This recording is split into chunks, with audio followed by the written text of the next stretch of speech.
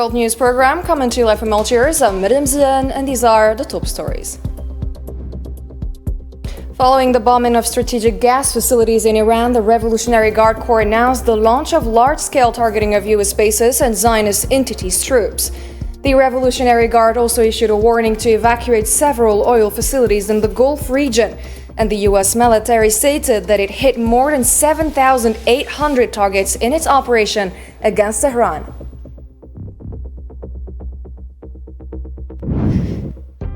Qatar condemned the Israeli targeting of facilities linked to the South Pars gas field in Iran, calling it a dangerous and irresponsible act. Iraq announced a complete halt to Iranian gas flows into the country, and Saudi Arabia confirmed that it intercepted and destroyed 2 ballistic missiles launched towards its eastern province.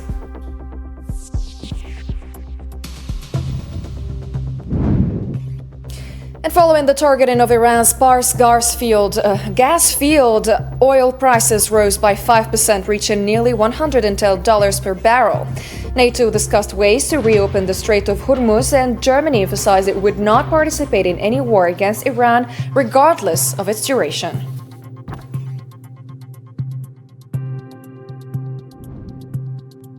Hello and welcome back to the details of your nightly news. And first, Iran's Revolutionary Guard Corps said its latest attack as part of the 62nd wave of the True Promise 4 operations targeted all U.S. bases in the region and Zionist military logistics sites using advanced missiles and drones. It claimed that the strikes hit cities like Haifa, Tel Aviv, and Beer Sheva, and that U.S. bases were also precisely targeted after air defenses collapsed without warning sirens.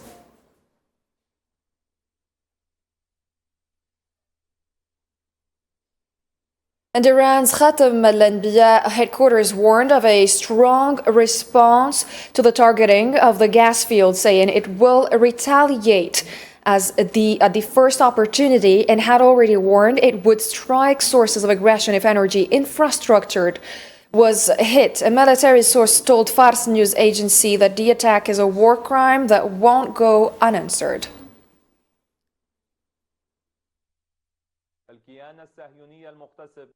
And Iran warned of an imminent strikes on oil facilities in Gulf countries, urging for evacuation. The warning reportedly includes the sites of Samref refinery and Jubail complex in Saudi Arabia, as well as Al Husn gas field in the UAE, in addition to Masayid petrochemical complex, Masayid Holden and Ras Laffan refinery in Qatar, calling on people to leave those areas.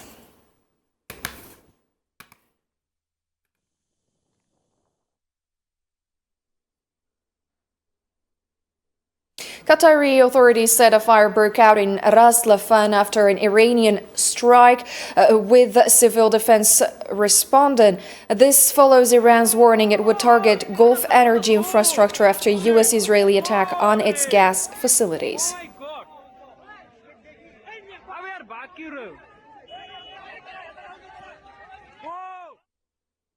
And Iran's military announced it has begun using advanced and sophisticated weapons not previously deployed against its enemies.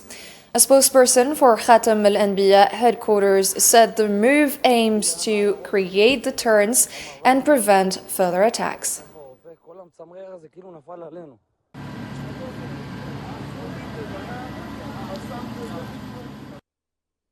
And Hebrew media reported a fire west of Ben Gurion airport after debris from an Iranian cluster-type missile fell.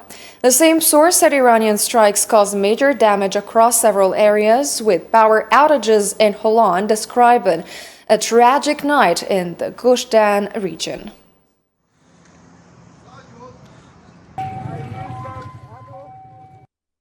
Iranian President Masoud Pezeshkian confirmed the killing of Intelligence Minister Ismail Khatib. He also expressed sorrow and dismay at the assassination of Ali Larijani and Aziz Nasserzadeh, among with members of their families and aides.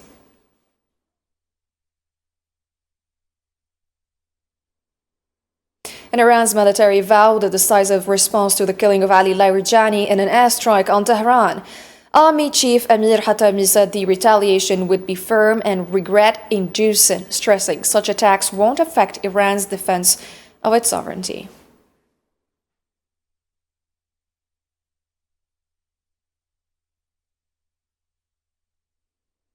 Iran's Khatam al-Anbiya headquarters said the US and Israel are committing crimes to escape the quagmire of a war with Iran. Commander Ali Abdullahi said the initiative is now with the Iranian people and fighters, warning that Trump has already seen surprises and should expect more.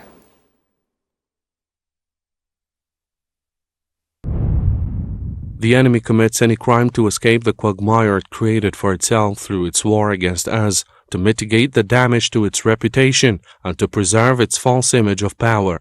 Trump has already witnessed many surprises, and he should now expect more from us, because the initiative today rests within the people and the fighters.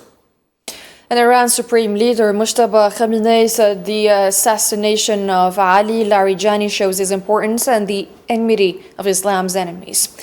In a condolence message, he called Larijani a far-sighted scholar with broad experience and warned the killers will pay for their crime. Undoubtedly, the assassination of such a figure indicates his importance and the extent of the enemies of Islam's hatred towards him. Let the enemies of Islam know that shedding this blood at the foot of the firmly rooted tree of the Islamic system only strengthens it. And of course, every drop of blood has a price that the criminal killers of these martyrs will soon pay.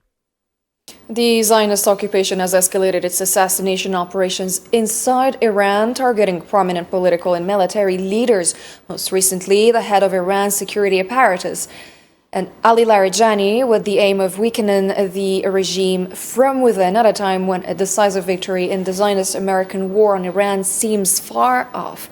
Osama Ayad has more details in this report.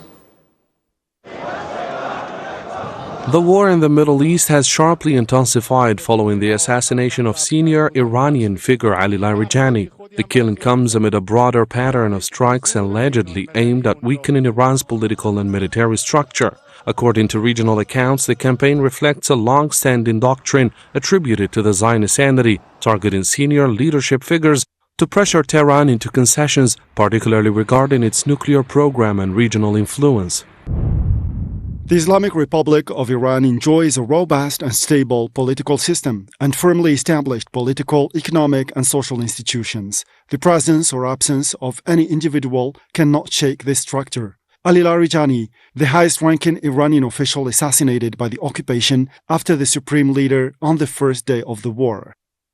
It was a matter of few hours. Reports indicated a swift and forceful Iranian response. Officials stated that a large-scale missile barrage was launched toward Israeli-controlled areas, striking what were described as military targets deep inside the territory. Initial claims from Iran's Islamic Revolutionary Guard Corps suggested that over 100 sites were hit, with casualties estimated at around 230 people. These figures have not been independently verified, and reports also reference strict media controls within the entity during the aftermath. Iran's response to the assassination of the Secretary of the Supreme National Security Council will be decisive and regrettable. His blood will be avenged. Tehran has since signaled that its response may not be limited to a single wave of attacks. Officials have pledged further retaliation, framing the assassination of Larijani and other senior figures as a turning point that could lead to a prolonged confrontation. Despite the loss of key leaders, analysts note that military infrastructure appears to have adapted quickly. Reports suggest that command structures were rapidly reorganized, allowing operations to continue and potentially expand in scale. As the situation develops, concerns are growing that the conflict could widen further, with both sides showing readiness for a sustained escalation. Iran's intelligence ministry announced a major security operation that arrested 111 cells supporting monarchy across 26 provinces and seized weapons. The operation also captured 4 alleged U.S. spies in Hamadan and West Azerbaijan provinces.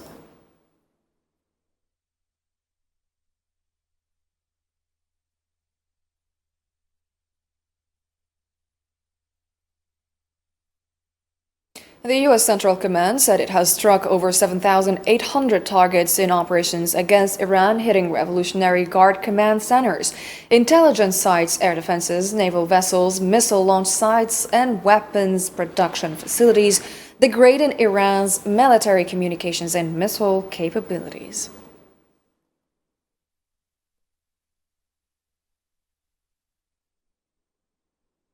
U.S. President Donald Trump said Washington is doing a good job in Iran and will not back down, insisting Tehran cannot have nuclear weapons.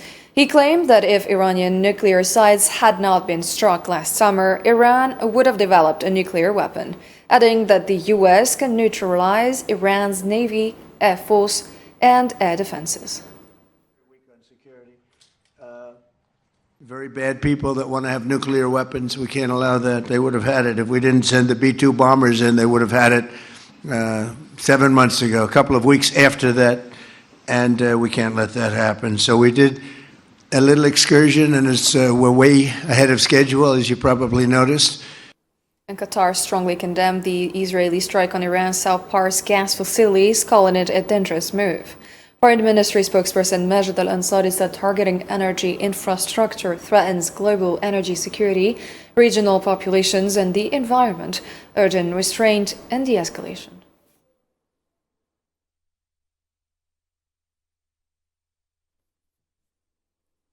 Iraqi authorities announced a complete halt of Iranian gas flows to power plants due to the Middle East conflict, warning of impacts on the electricity system. The Electricity Ministry said the stoppage caused a loss of about 3,100 megawatts with potential for more and will coordinate with the Oil Ministry to compensate.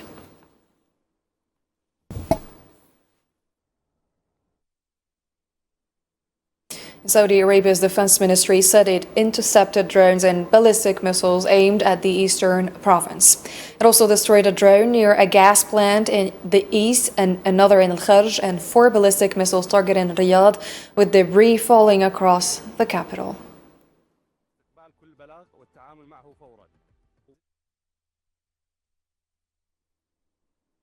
Saudi Arabia's foreign ministry announced it will host a consultative meeting of Arab and Islamic foreign ministers in Riyadh to coordinate on regional security and stability. The meeting comes amid the escalating U.S.-Israeli war in Iran following the killing of Ali Larijani and Iran's rejection of recent de-escalation proposals.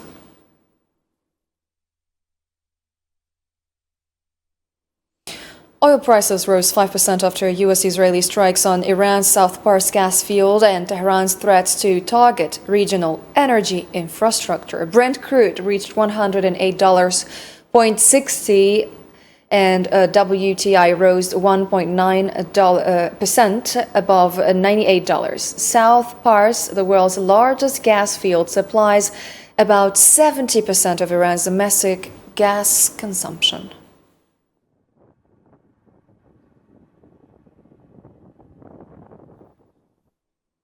NATO said member states are discussing ways to reopen the Strait of Hormuz. The Secretary General Mark Rutte stressed the need to resume global trade and said allies are working together to ensure safe shipping and stability in the strait. And the risk of Iran. When it comes to the Strait of Hormuz, I've been in contact with many allies. We all agree, of course, that strait has to open up again. And what I know is that allies are working together, discussing how to do that. What is the best way to do it? They are working on that collectively to find a way forward.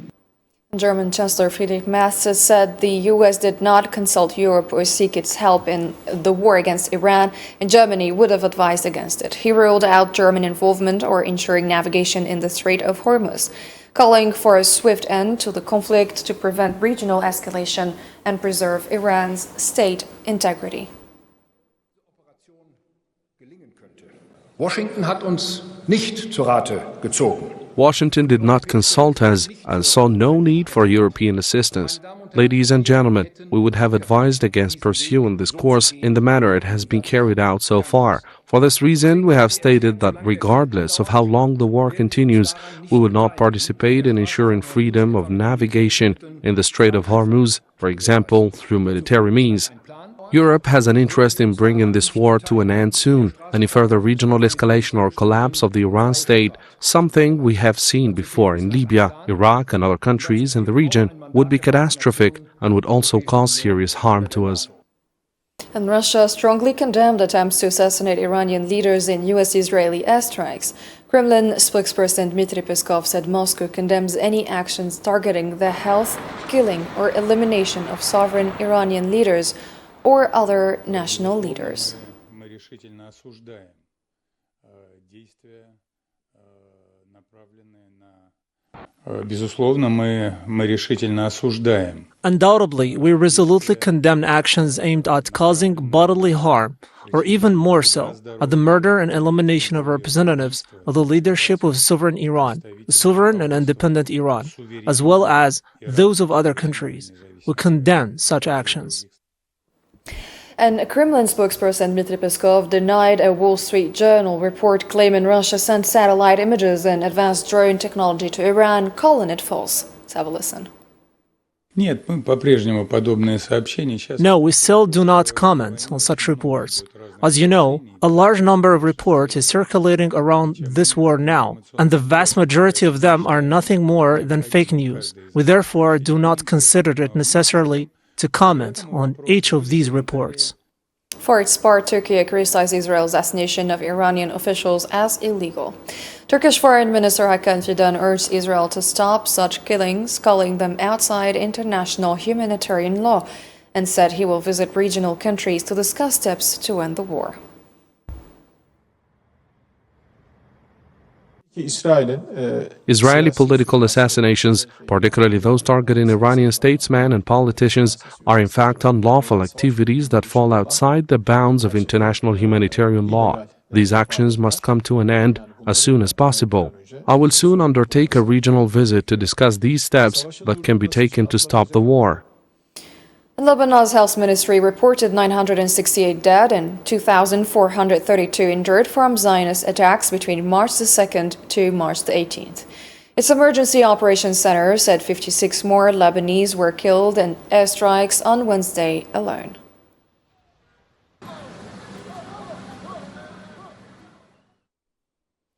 And in southern Lebanon, 2 people, including a civil defense paramedic, were killed in an Israeli airstrike on a car in Sidon, where many southern villagers had sought refuge.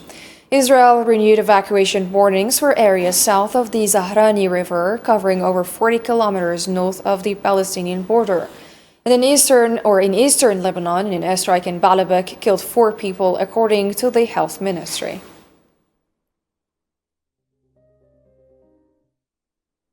Lebanon's Hezbollah said its forces carried out multiple attacks on Israeli troops, hitting gatherings in Taiba project, in Salhiya and Tel Al-Aweda and L'Adaisa with rockets, causing confirmed casualties. Hezbollah also repelled an Israeli advance near Al-Khiyam detention center in southern Lebanon.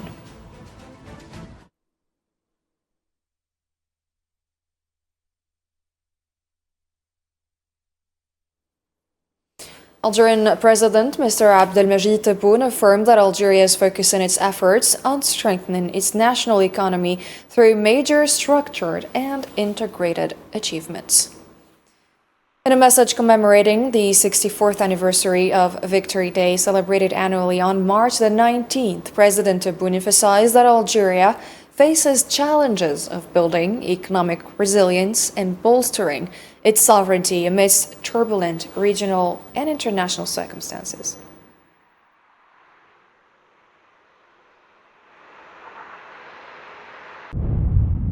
Praise be to Allah for the blessings of loyalty to the sacrifices in our dear Algeria, which faces the challenges of building economic immunity and strengthening the shells of its sovereignty in turbulent regional and international circumstances. It has set its course and placed in its priorities the strengthening of the capabilities of the national economy with major structural and integrated achievements within a multi-front strategic development project, with high ambitions implemented on the ground thanks to the sincere national wills, concerted efforts, and the commitment to protecting the interests of the state and serving the people, believing in a victorious Algeria with the participation of all, and in which the hopes of Algerian men and women are realized, with whom we humbly remember on the 64th anniversary of Victory Day the souls of the writers' martyrs, to whom we renew on this occasion a pledge of loyalty to their message. President Tebboune stated in his message on the occasion that the Algerian people celebrate this, which marks the end of oppressive colonial rule, and continue their journey guided by the message of the writers' martyrs. On March 19th, we celebrate Victory Day, the day that marked the end of a colonial domination that lasted for over a century and 30 years. This domination revealed the true face of oppressive settler colonialism, devoid of all human values, steeped in killing, destruction, and plunder, reflecting the most heinous forms of aggression and brutality. Yet it trembled and faltered before the power of truth and the universal laws that have throughout history triumphed for those who seek the freedom with which Allah endowed humanity. Allah Almighty granted victory to the Algerian people through a glorious and enduring revolution, a great and blessed revolution whose memory will never fade. This revolution was led by heroes who believed in either a free and dignified life or martyrdom so that Algeria might live. And that marks the end of our newscast. Thank you for watching.